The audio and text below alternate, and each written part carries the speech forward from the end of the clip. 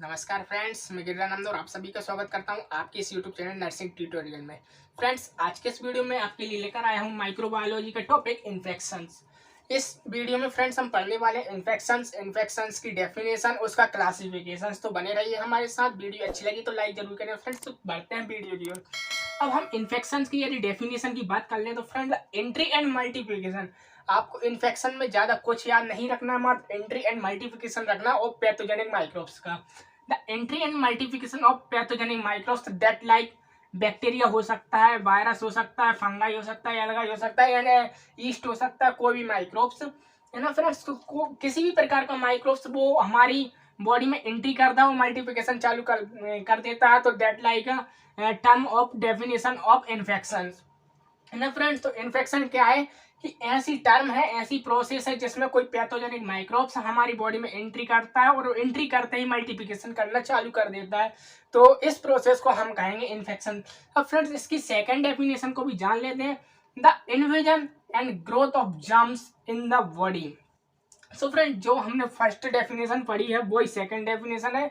इसमें भी कुछ शब्दों रीअरेंज किया गया है। मतलब वो ये कि कोई पैथोजेनिक माइक्रोब्स जो हमारी बॉडी में एंट्री करते ही मल्टीप्लिकेशन चालू कर देते हैं। अब यहाँ पर हम माइक्रोब्स की बात कर रहे थे, यहाँ पे जर्म्स की बात करने लगे।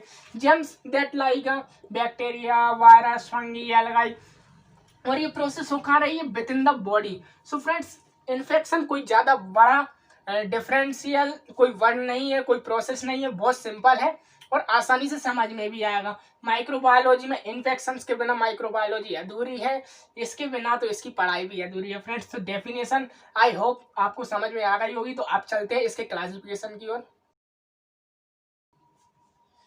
अब सो फ्रेंड्स, हम बात करें कि types of infections and classification of infections. तो इसमें कुछ नहीं है फ्रेंड्स, अभी हम डेफिनेशंस पढ़ के आ चुके हैं, तो अब हमें उनके क्लासिफिकेशंस पढ़ना है। तो फ्रेंड्स, कुछ 13 टाइप के हमारे पास टोटली क्लासिफिकेशन है जो हमारे सिलेबस में हमको पढ़ना है एंड एटलीस्ट इस चैप्टर में हमें पढ़ना है। सो फ्रेंड्स, पढ़ते हैं कि अब जो फर्स्ट नंबर पर हमारा प्राइमरी इन्फेक्शन आ रहा है। फ्रेंड्स, प्राइमरी इन्फेक्शन क्या होता है? सो फ्रेंड्स, जो प्राइमरी, इसके नाम में ही देख रहा है कि प्राइमरी इन्फेक्शन क्या है। प्राइमरी इन्फेक्शन एक प्रकार का ऐसा इन्फेक्शन होता है कि प्राइमरी इन्फेक्शन है फ्रेंड्स कि अभी फर्स्ट स्टेज पे इन्फेक्शन, जिससे कि हमारा जो रेसिस्टेंट पावर है, इम्यून सिस्टम है, वो एक्टिव नहीं है, उसके प्रति वो एंटीबॉडीज हैं, उनका ज्यादा सिक्रेशन नहीं है उसके लिए। सो फ्रेंड्स, ये प्राइमरी है, मतलब अभी फर्स्ट स्टेज में है, ऐसा आप समझ सकते हैं। फिर बात आती है फ्रेंड्स सेकंड नंबर पे, सेकेंडरी इन्फेक्शन। अब फ्रेंड्स, मैंने कुछ हिंट दी हुई हैं, आपको दिख रही होंगी कि जैसे इसमें मैंने प्राइमरी को अंडरलाइन किया हुआ है, जैसे सेकेंडरी इन्फेक्शन इसके लिए मैंने IS लिखा हुआ है। फ्रेंड्स, IS का मतलब है इम्यून सिस्टम, मेरे पास जगह नहीं थी इसलिए। कि जो सेकेंडरी इन्फेक्शन है, सेकेंडरी इन्फेक्शन एक प्रकार का ऐसा इन्फेक्शन होता है, इसका टोटली बेस इम्यून सिस्टम होता है फ्रेंड्स। कि जैसे कि हमारा जो इम्यून सिस्टम है उसमें चेंजेस आ रहे हैं या कोई हम अनदर ट्रीटमेंट ले रहे हैं। मतलब ये जो सेकेंडरी इन्फेक्शन है वो तभी होता है जब हमारे इम्यून सिस्टम में कोई बदलाव आ रहे होते हैं। फिर बात करते हैं हम थर्ड नंबर पर, री इन्फेक्शन। तो फ्रेंड्स देखिए, यहाँ पर भी मैंने आपको हिंट दी हुई है कि री इन्फेक्शन, री को मैंने ओवरऑल हाईलाइट किया हुआ है कि री इन्फेक्शन मतलब पुनः इन्फेक्शन। कोई माइक्रोब से फ्रेंड्स, किसी भी प्रकार का वायरस हो सकता है या बैक्टीरिया हो सकता है, कोई माइक्रोब से वो री इन्फेक्टेड कर रहा है किसी होस्ट सेल को, किसी विद इन द बॉडी के अंदर किसी होस्ट सेल को इन्फेक्टेड कर रहा है बार बार। तो ये तो हो गया फ्रेंड्स री इन्फेक्शन। अभी तक हमने 3 प्रकार के पढ़ ली, इनमें कोई ज्यादा डिफरेंशियल अंतर नहीं है इन्फेक्शन ही बस थोड़े थोड़े अंतर इन्हें विशेष बना रहे हैं फ्रेंड्स। फिर फोर्थ नंबर पर हम बात करें लोकलाइजर इन्फेक्शन।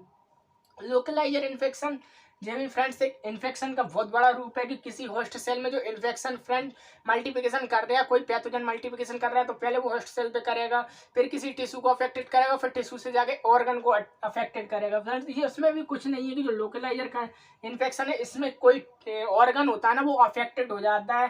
डेड लाइक अपना अपेंडेक्स, जैसे कि अपेंडेक्स का पेन होता है, वो इसी का एक एग्जाम्पल है फ्रेंड्स की जो लोकलाइजर इन्फेक्शन है, इसी का एग्जाम्पल है अपेंडेक्स। उसका जो पेन होता है वो लोकलाइजर इन्फेक्शन का ही होता है कि फ्रेंड्स कोई जो ऑर्गन है ना वो अफेक्टेड हो जाता है इससे, ओनली ऑन कोई एक ऑर्गन। फिर हम बात करते हैं फिफ्थ नंबर पे, क्लिनिकल इन्फेक्शन। जो क्लिनिकल इन्फेक्शन होते हैं, अब इसमें भी फ्रेंड देखना मैंने इधर भी अंडरलाइन किया हुआ है क्लिनिकल सब क्लिनिकल।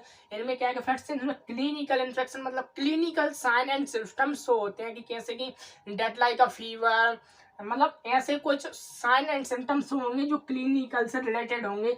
तो आपको यहाँ से हिंट मिल रही क्लिनिकल। फिर बात करते हैं अपन फ्रेंड 6 नंबर पे सब क्लिनिकल इन्फेक्शन। जो सब क्लिनिकल इन्फेक्शन होते हैं वो भी एक प्रकार का इन्फेक्शन है। हम इसमें क्लासिफिकेशन ही पढ़ रहे हैं इन्फेक्शन का। इसमें क्या होता है फ्रेंड्स, जो हमने क्लिनिकल इन्फेक्शन पढ़ा इसमें तो साइन एंड सिम्टम्स हो रहा है क्लिनिकली, बट जो सब क्लिनिकल है इसमें शो नहीं होते। इसमें क्या है कि जो इन्फेक्शन हो रहा है तो जो अफेक्टेड करता रहता है होस्ट सेल के ऊपर, साइन एंड सिम्टम्स शो नहीं होते, बहुत समय बाद शो होते हैं, मतलब स्टार्टिंग पॉइंट पर ये शो नहीं होते। फिर बात करते हैं फ्रेंड्स 7वें नंबर की, नोजोकोमियल इन्फेक्शन। इसका एक और नाम है फ्रेंड्स HAI। तो कहीं HAI भी लिखा हो तो वहां भी हमें नोजोकोमियल इन्फेक्शन ही लिखना है फ्रेंड्स। की जो नोजोकोमियल इन्फेक्शन होता है वो हॉस्पिटल एक्वायर्ड इन्फेक्शन होता है, जो कि हॉस्पिटल से स्प्रेड होता है फ्रेंड्स। तो इसमें भी कुछ नहीं है। फिर बात करते हैं हम 8 नंबर के लेटेंट इन्फेक्शन। अब इसमें भी मैंने देखी फ्रेंड्स हिंट दी रखी है इनएक्टिव। जो लेटेंट इन्फेक्शन होता है इसमें जो माइक्रोब्स है वो इनएक्टिव फॉर्म में होता है, कि वो हमारे बॉडी में एंट्री तो कर लेता है पर वो इनएक्टिव फॉर्म में होता है। वो जब तक कुछ वर्क नहीं करेगा, एक्टिव नहीं होगा, जब तक कि हमारा जो इम्यून सिस्टम है वो लो ना हो जाए, रेसिस्टेंट पावर है वो लो ना हो जाए, जब तक ये एक्टिव नहीं होगा फ्रेंड्स।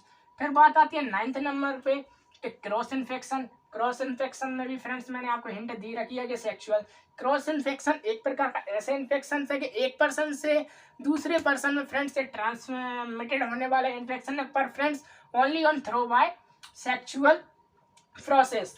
फिर 10 नंबर पे हम बात करें फ्रेंड्स लेबोरेटरी एक्वायर्ड इन्फेक्शन। अब इसमें भी फ्रेंड्स देखना लैब को मैंने अंडरलाइन किया हुआ है कि जो लेबोरेटरी एक्वायर्ड इन्फेक्शन है वो लैबो द्वारा फैलता है, और इसमें महत्वपूर्ण भूमिका निभाते हैं लैब टेक्नीशियंस फ्रेंड।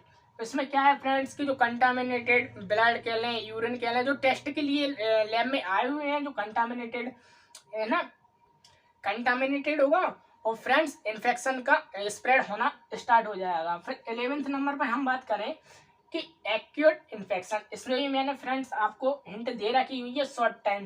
तो जो एक्यूट इन्फेक्शन ऐसे इन्फेक्शन होते हैं जो शॉर्ट टाइम के लिए हमारी बॉडी में मल्टीप्लिकेशन करते हैं, जैसे कि फ्रेंड्स हमारा टाइफाइड, मलेरिया, ये शॉर्ट टाइम होते हैं, कुछ समय के लिए आते हैं और फिर ये अपना प्रभाव बंद कर देते हैं, मतलब इन्फेक्शन खत्म हो जाता है फ्रेंड्स। तो ये शॉर्ट टाइम एक्यूट इन्फेक्शन ऐसे इन्फेक्शन होते हैं जो शॉर्ट टाइम इन्फेक्शन होते हैं, डेट लाएगा अपना मलेरिया एंड टाइफाइड। फिर बात हम करते हैं क्रॉनिक इन्फेक्शन।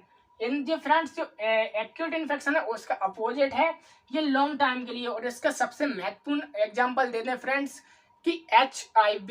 ये लॉन्ग टाइम डिसीज है फ्रेंड्स, इसका अभी तक कोई इलाज नहीं निकाला है ना, कोई इलाज नहीं है, प्रिवेंशन ही इसका सबसे महत्वपूर्ण मतलब रोकथाम ही इसका सबसे बड़ा इलाज है। सो फ्रेंड्स क्रोनिक इन्फेक्शन की हम बात कर रहे थे कि क्रोनिक इन्फेक्शन एक प्रकार का ऐसे इन्फेक्शन होता है जो लॉन्ग टाइम इन्फेक्शन है, कि इसका कोई इलाज नहीं है फ्रेंड्स। इन्फेक्शन मतलब एक बार मल्टीप्लिकेशन स्टार्ट हो गया तब तक मृत्यु नहीं हो जाती, डेथ नहीं हो जाती, तब तक इन्फेक्शन खत्म नहीं होना।